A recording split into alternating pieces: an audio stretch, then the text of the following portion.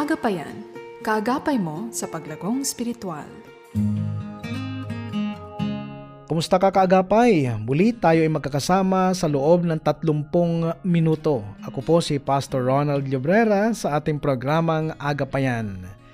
Dito lamang yan sa 702 DZAS FEBC Radio TV, Agapay ng Sambayanan. Tayo po ay kasapi sa KBP, Kapisanan ng mga Broadcaster ng Pilipinas.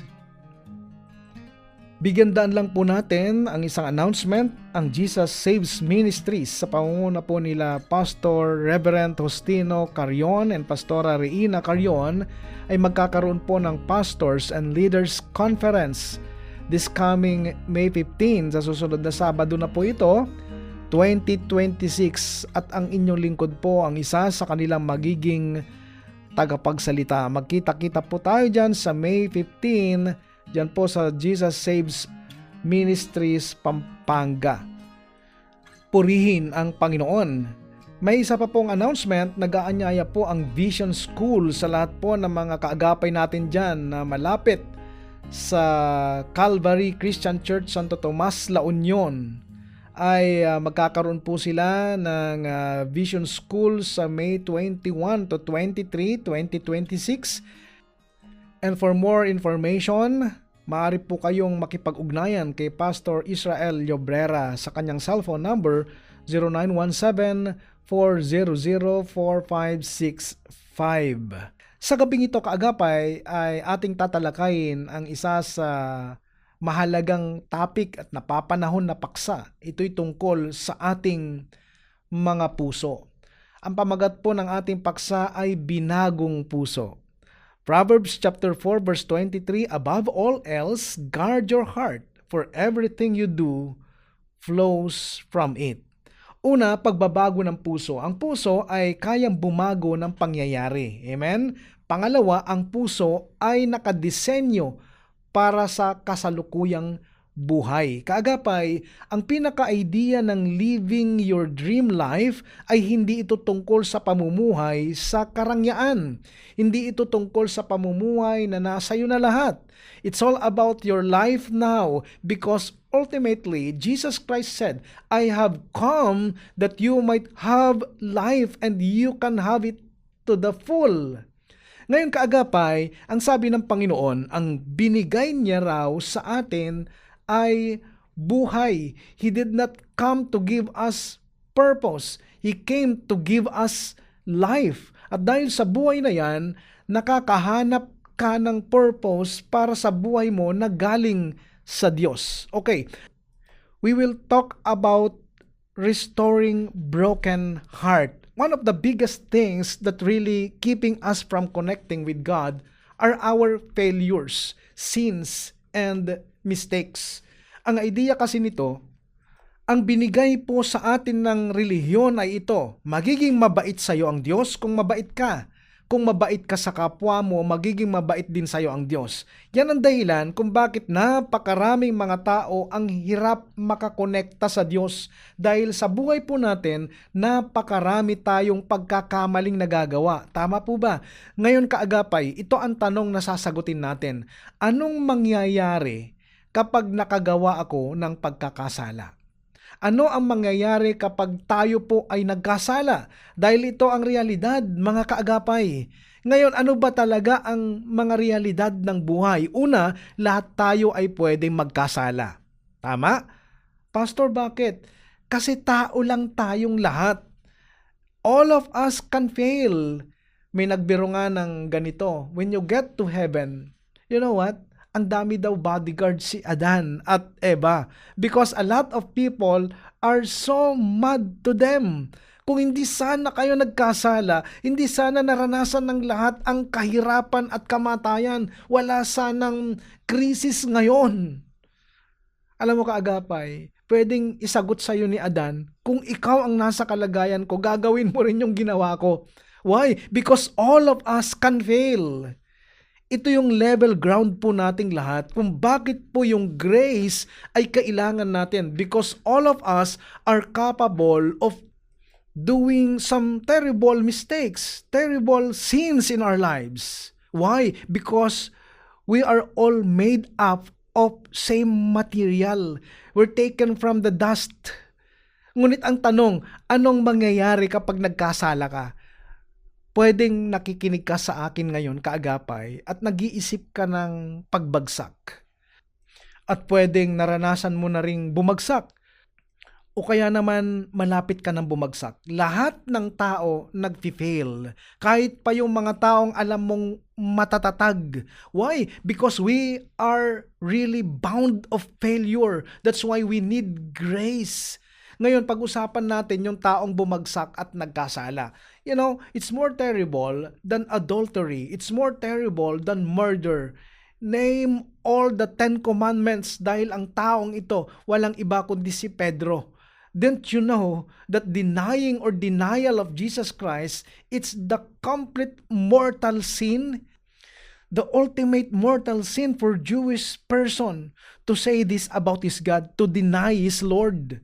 Halos alam natin ang buong pangyayari na si Pedro, dininay niya si Jesus, hindi lang isang beses, kundi 3 beses, 3 times. Okay, kung meron mang isang tao na sobrang nag-fail na talagang kung pwedeng wag nang magpatuloy, walang iba kundi si Pedro. You know what? When I was reading the story of Peter, I was telling to myself, this is terrible guy. Paano ka nagkaroon ng lakas ng loob na i-deny si Jesus when you actually saw that He raised up Lazarus from the dead? Pero ano nangyari dito kay Pedro? Nakita niya kung paano pinakain ni Jesus yung libo-libong tao, yung mga bulag nakakita, yung mga pilay nakalakad, yung mga naaalihan ng demonyo nakalaya. Lahat ng ito nasaksihan ni Pedro. But why? Yan ang pag-uusapan natin ngayon, na anong meron na sobrang sama ng tao na to, mga kaagapay. Yan ang husga ng relihiyon kay Pedro that time. Now, bibigyan ko lang kayo, kaagapay, ng background about Peter. Si Peter ay siya yung pinakamatanda sa lahat ng mga disciples, the eldest. Now, napansin nyo ba na siya lagi yung aggressive? One time, when they were in the boat, tapos bumagyo, sabi ni Jesus, "Hey guys, it's me." Tapos nung nakita ni Peter, "Lord, is that you? If it is you, invite me to walk on water." Question, kung mangyari yan ngayon, tapos nakita mo si Jesus na lumalakad sa ibabaw ng tubig, would you dare yourself na, "Lord, invite me also to walk on water"? But you know what, Peter? "Lord, if it is you, invite me." Then the Lord said, "Come, Peter." And you know what? He walked on water. Kaagapay, matindi yun. Ang hirap gawin nun. That takes courage. Peter is so courageous. And one moment in his life when Jesus was arrested, anong ginawa niya? He chopped off the soldier's ear. You know what? In their law, that's equivalent to assault. When you assaulted a Roman soldier, the punishment is death. No wonder, si Jesus pinulot yung tenga at kinabit, kaya tuloy hindi inaresto si Peter dahil walang ebidensya na naputol yung tenga ng sundalo, kaya absuelto si Peter. Ganon si Peter. And one instance of his life, nagpatawag ng meeting si Jesus tapos tinanong niya ang mga alagad, "Guys, sa palagay nyo, ano ang sinasabi ng mga tao tungkol sa akin?" Ang sabi nung iba, "Ikaw si Elijah, John the Baptist, Moses." Tapos sinabi ni Jesus sa kanila, "How about you?" You know what? Sabi ni Peter, "You are the Christ, Son of the living God." Ang sabi ni Jesus, "That's right. Blessed are you, Simon, son of John." Pagkatapos nun, ito na po ang susunod na tagpo. Luke chapter 22, verses 31 and 32. "Simon, Simon, Satan has asked to shift all of you as wheat. But I have prayed for you, Simon, that your faith may not fail. And when you have turned back, strengthen your brothers." Sa kabila ng lahat ng mga matitinding emosyon ni Peter, na siya pa ang nagkaroon ng revelation who Jesus is. Parang may warning sa kanya dito si Jesus. Pero ang sabi ni Peter, "Lord, why are you saying that?" At ito po ang sagot nitong si Peter. Continuation po ito in verses 33 to 34. But he replied, Lord, I am ready to go with you to prison and to death. Jesus answered, I tell you, Peter, before the rooster crows, today you will deny 3 times that you know me. Parang sinasabi dito ni Jesus sa kanya, I'll pray for you, Peter, na sana hindi ka madala. Parang may warning na dito si Jesus sa kanya na, Peter, may gagawin kang isang matinding kasalanan. Pero ito si Peter, Lord, hindi, walang mangyayari, I'm ready to go with you. Now, there are truths that I want to share with you today that really free us from guilt and condemnation. Number 1, Jesus was not offended at Peter and on what he was about to do. Remember, sabi niyang ganon, Simon, Simon, Satan is knocking at your heart, but I pray that your faith will not fail you. Ang pinag-pray po ni Lord dito ay hindi para hindi magkasala si Peter. Pero ang pinag-pray niya ay kahit magkasala pa si Peter ay hindi maapektuhan yung faith niya. Kasi ito ang tanong, ano ang mangyayari ngayon kapag nagkasala ako ngayon ng matindi? Of course, may mga relationship na maapektuhan. May mga taong matitisod sa'yo, masisira ang family mo, madidisalign ang buhay mo. But you know what? There's a good news for that.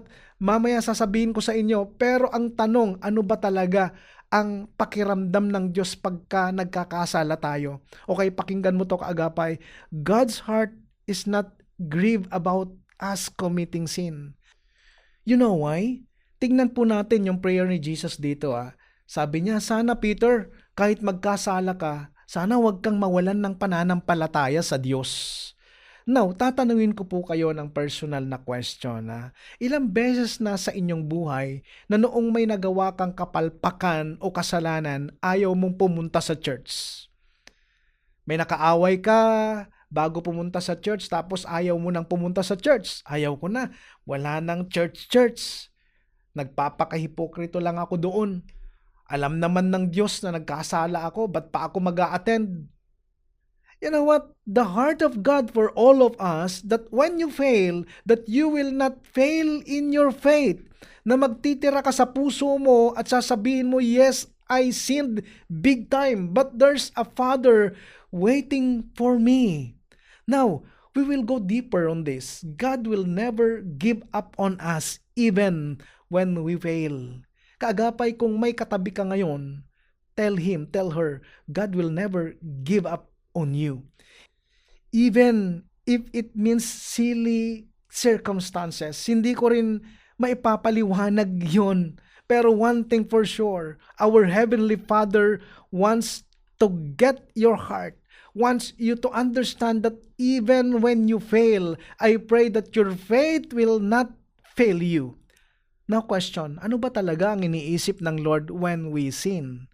1 Corinthians chapter 13 verses 4 and 5.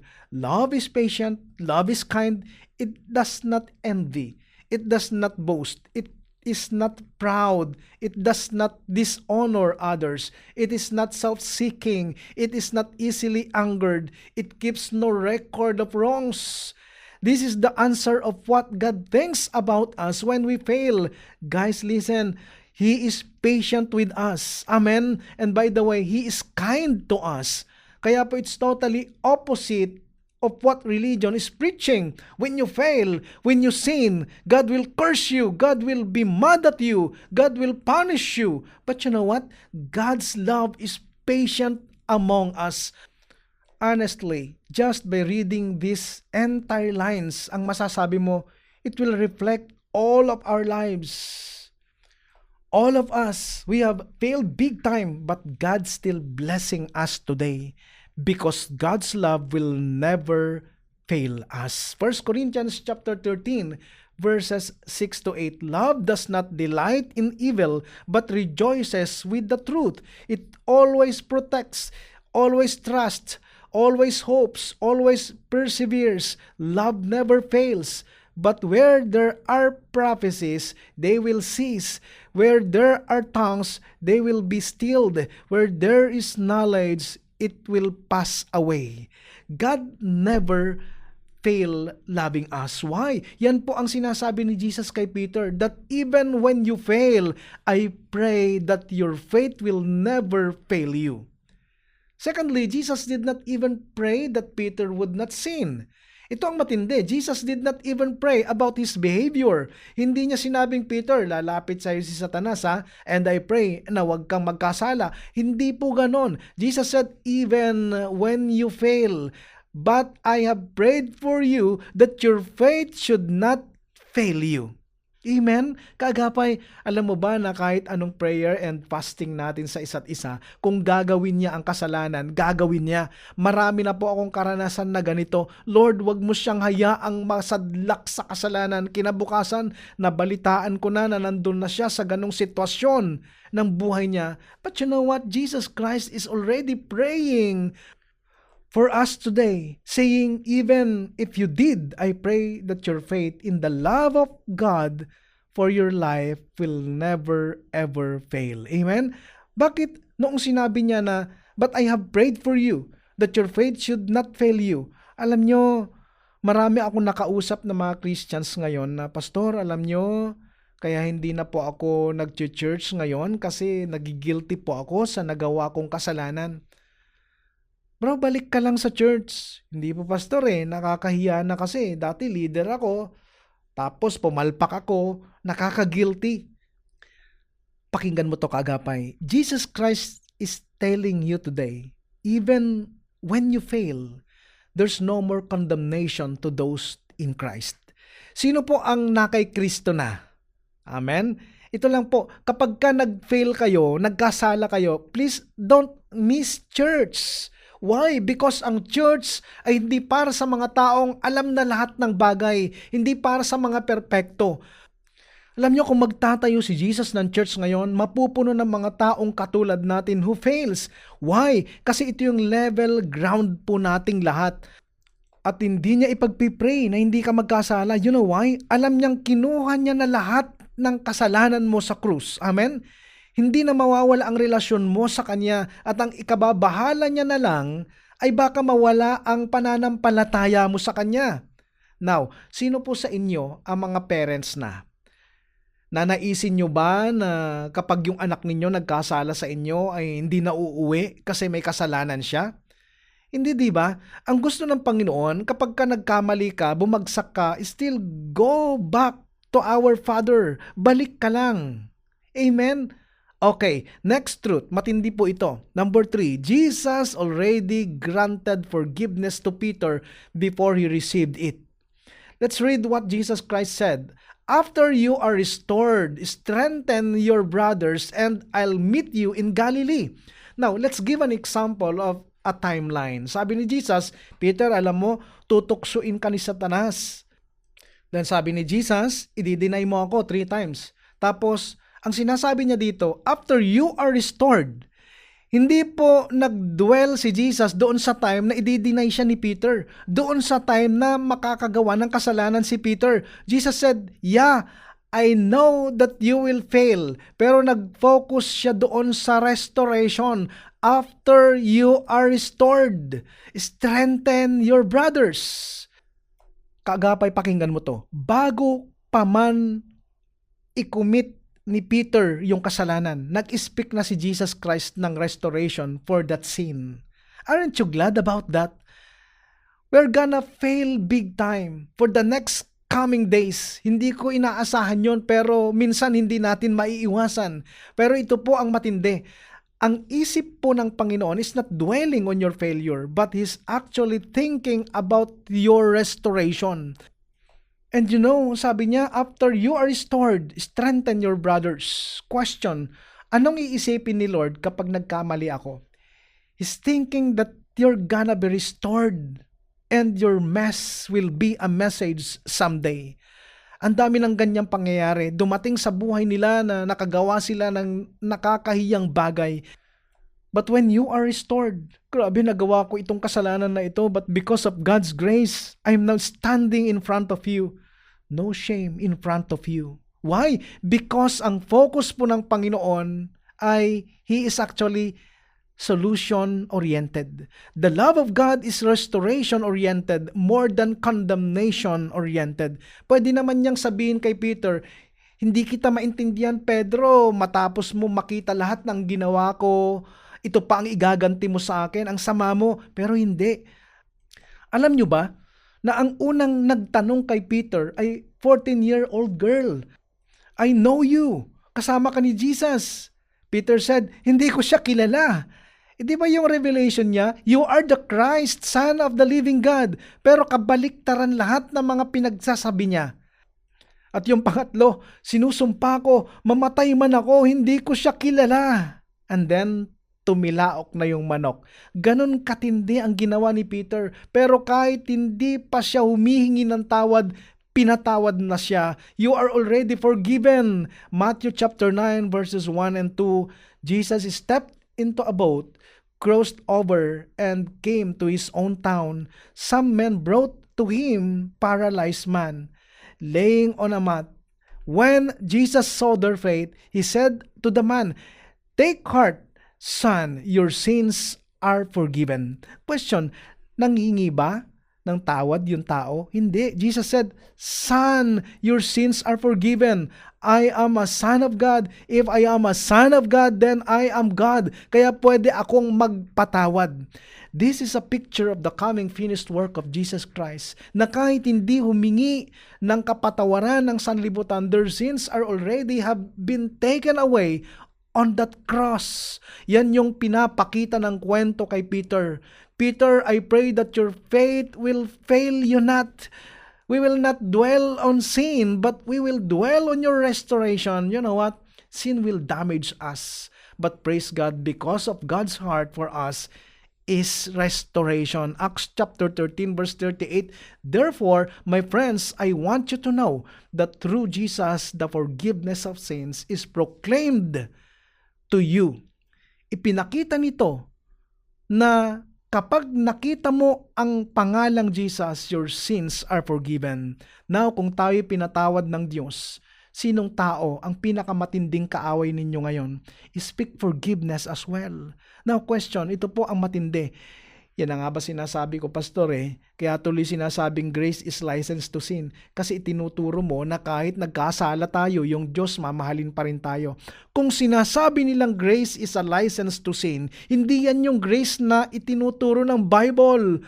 All you need is a heavenly Father who will still embrace you even after you sinned. Because I believe that the love of God will restore us, because religion is bent on punishment, but grace is focused on restoration. Ito yung sinasabi ni Jesus kay Peter na hindi maintindihan ni Peter. After you are restored, strengthen your brothers, and I'll meet you in Galilee. Imagine, you denied Jesus Christ at pinako na si Lord.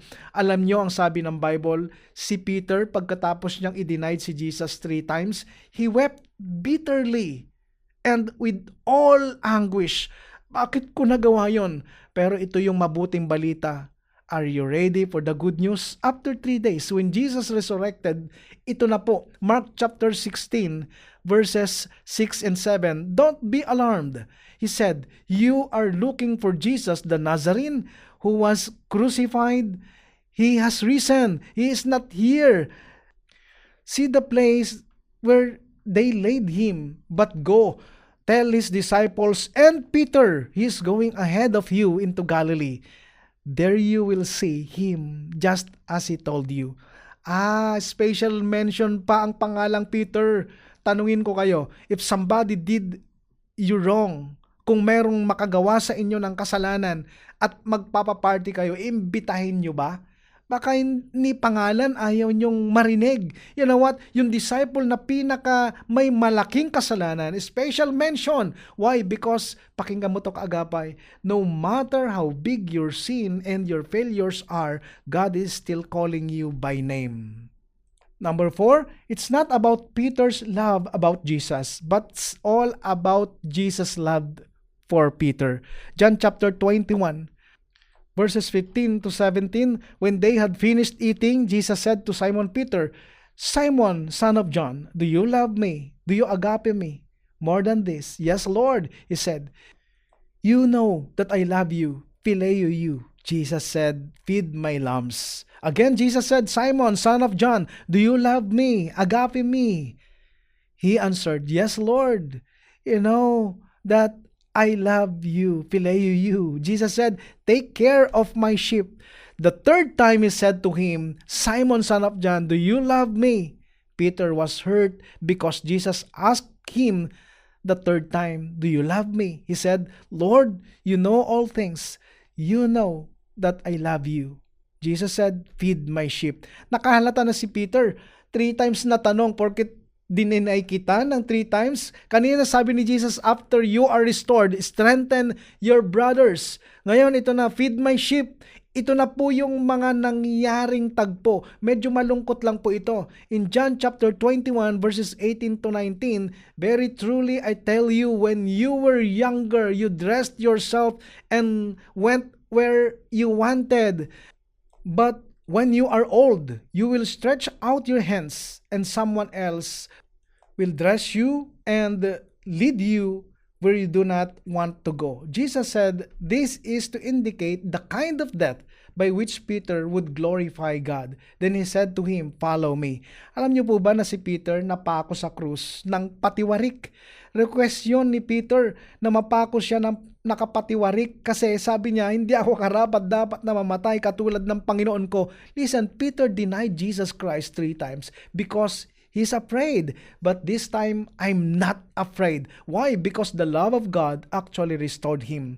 Isang taong nagkamali ng pinaka-worst na kasalanan noong na-restored at nag-preach 3,000 kaagad ang nabago ang buhay. Nagkatotoo yung sinabi ni Lord na after you are restored, strengthen your brothers.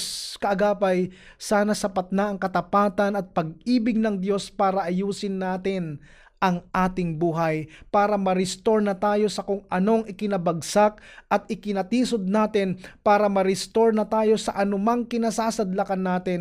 Hindi nakapokus si Lord ngayon sa iyong mga kahinaan at kasalanan. Nakapokus siya para sa iyong restoration, para sa iyong pagbabalik. And I believe na sa iyong pagbabalik, magiging mas matindi ka ng maglingkod sa Kanya. God's specialty is to restore broken hearts at magkakaroon ka ng bagong puso. Diyan magtatapos kaagapay ang ating tinatalakay patungkol sa paksang ang binagong puso. Magsama-sama tayong muli sa susunod na Sabado sa kapareho-reng oras, 7:30 to 8 ng gabi. Kung mayroon kang katanungan or any concern with regards to our topic, maaari ka magpadala ng iyong mensahe sa 702 DZS FEBC Facebook page. Pansamantalang nagpapaalam po ako sa inyo. Ako po si Pastor Ronald Llobrera sa programang Agapayan. Pagpalain ka ng Panginoong Hesus. Agapayan, kaagapay mo sa paglagong spiritual.